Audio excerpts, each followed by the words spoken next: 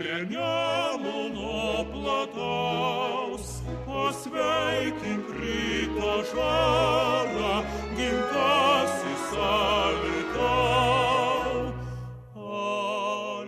Emigrantai toliau leidžia šaknis gimtajame Alytuje, tiesa, kol kas daugiau simboliškai sodindami medžius ir gėles Pasaulio Alytiškių alėjoje šalia Dailidės ežerėlių.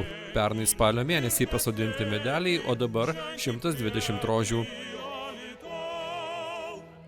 Pasaulio Alytiškių alėjos idėjos autorė Jungtinėje karalystėje gyvenanti Alvija Černiauskaitė sako, kad pakako socialiniuose tinkluose užsiminti apie rožių sodinimą Dzūkijos sostinėje ir atsiliepė daugybė žmonių panorusių prisidėti.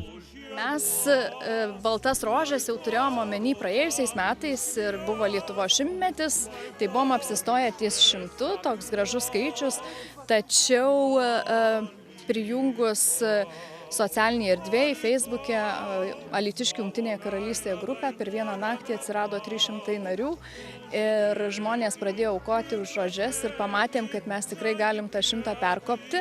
Tada neapsistojom tuo skaičiumi, o plėtėmės iki 120 ir galbūt šis skveras dar ir didės.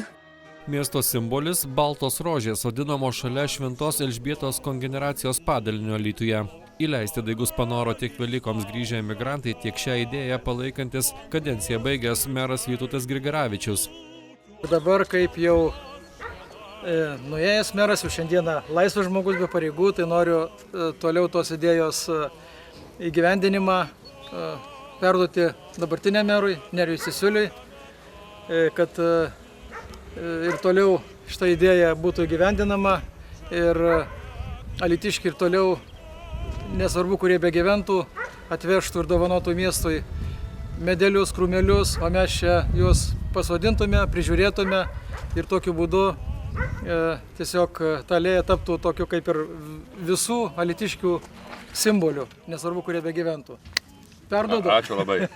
Tai iš tikrųjų aš džiaugiuosi, kad pasaulio alytiškiai vienijasi, nepamiršta Alytaus, grįžta žmonės į Alytų ir tas yra labai džiugu. Ir stengsimės juos susigrąžinti ne tik su rožėmis, bet ir pačius su šeimomis į mūsų gimtą miestą Alytų. Tai jau vien šis pavyzdys rodo, kad po 15 ir 20 metų turim žmonės, kurie prieš mėnesį jau visam laikui grįžo į Lietuvą ir ten jau buvo gana tvirtai įsitvirtinę, tai sakykime stomatologija, kuri dalyvavo lietuvių bendruomenės Jungtinėje karalystėje veikloj. Manau, kad šiuo metu žmogui labai svarbu emocija.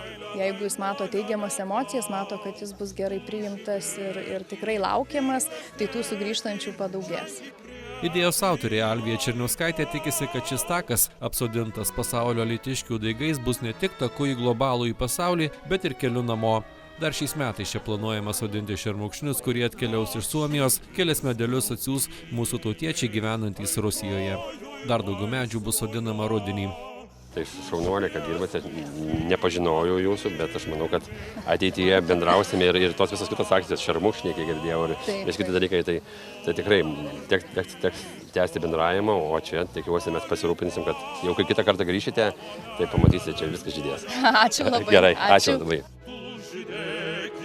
Ir klestėki, ženk į priekį, Alytau.